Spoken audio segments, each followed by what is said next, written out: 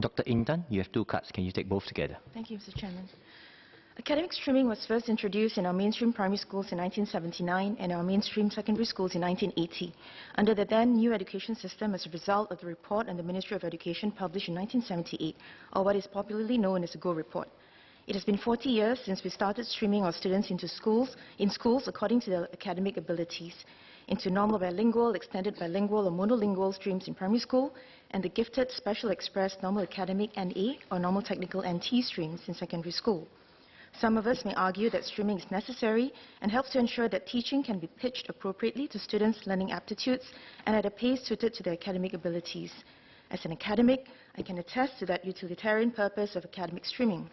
However, as a former secondary school teacher who taught students across the Express, NA and NT streams, I must also attest to the undesirable effects of academic streaming. I was a form teacher and mathematics teacher of a secondary 3 to 4 normal technical class in 1999-2000. I faced difficulty in getting my students to take an interest in algebra or trigonometry. Between my cajoling and my scolding, one of my students said to me in exasperation, "Sure, we cannot do maths, we're normal tech." That broke my heart. Not because they really could not do mathematics, but because they believed they could not. To this day, those words are still so vivid. I've spoken about academic streaming many times before in this chamber, and each time I've called for us to abolish academic streaming.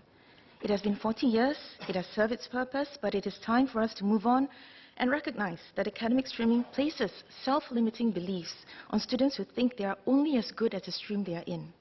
The reality is that each of us has abilities and intelligences in different areas and to different extents. Some of us excel in languages, others excel in mathematics or the sciences, while others excel in sports or the arts.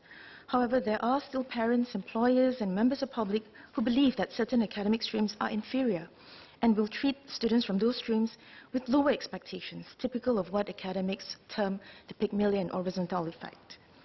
With the recognition of the multiple pathways to the different peaks of excellence and with the implementation of subject-based banding for differentiated teaching and learning and ability-based pedagogies, it is time to reconsider academic streaming and look at ways in which we can remove the academic streams and, more importantly, remove these labels that lead to self-limiting beliefs and self-fulfilling prophecies. Subject-based banding already allows students to take different subjects according to their level of competency, and this is more than sufficient without the unnecessary labeling. I hope to see the day when a student's examination transcript and graduation certificate no longer indicates the academic stream that they were in, or if the student took the GCE O or N-level examination.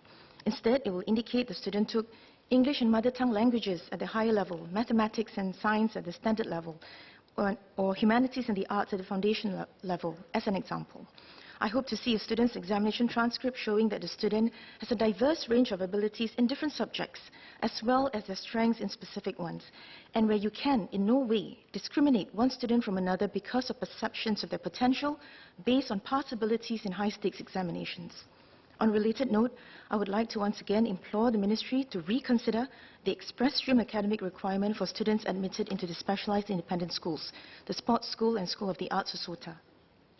There are students who excel in sports or the arts, but who may not excel in their academic studies because they do not qualify for the express stream. They are unable to gain admission into the sports school or SOTA. With multiple options beyond secondary school, students who qualify for the normal stream should be allowed to be admitted to the sports school or SOTA, where they can still carry on their educational pursuits in the ITE, polytechnics, or through other skills future-related pathways thereafter. We cannot judge or limit a student's abilities in one area based solely on their abilities in another area because of current limitations in our admission criteria. The next card on high-stakes exams and tuition. Our current high-stakes examinations such as the PSLE and GCE N, O and A-level examinations have led to an obsession with grades and scores and the mistaken extrapolation of attainment to mean achievement and capabilities. As a result, there seems to be an over-reliance on tuition, sometimes guised as enrichment classes. Some tuition centers implement rote learning and drill and practice methods to ensure that students can ace examinations, while other tuition centers have pre-admission tests to ensure only the most academically able students are admitted into the tuition programs, further embellishing their tuition centers' track record. As a result, these tuition centers continue to charge premium fees for their apparent ability to produce examination top scorers. What is of concern is that students from less affluent families will not be able to afford to learn some of these examination acing techniques and will seemingly fall behind when examination results are used as a benchmark for achievement and capabilities. For the Ministry, this is a difficult matter to address. MOE cannot ban tuition or eradicate similar practices in the private sector, which is driven by consumer demand.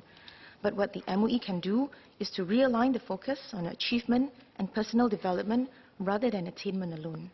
Admission requirements to our schools and IHLs need to continue to be reviewed and expanded to look beyond the results of high-stakes examinations alone. Admission to secondary schools can incorporate student portfolios in addition to their PSLE results, while admission to IHLs should continue to look at the applicant's community contribution, prior work experience, co-curricular involvement, or leadership skills beyond their GCE or other similar high-stakes examination results.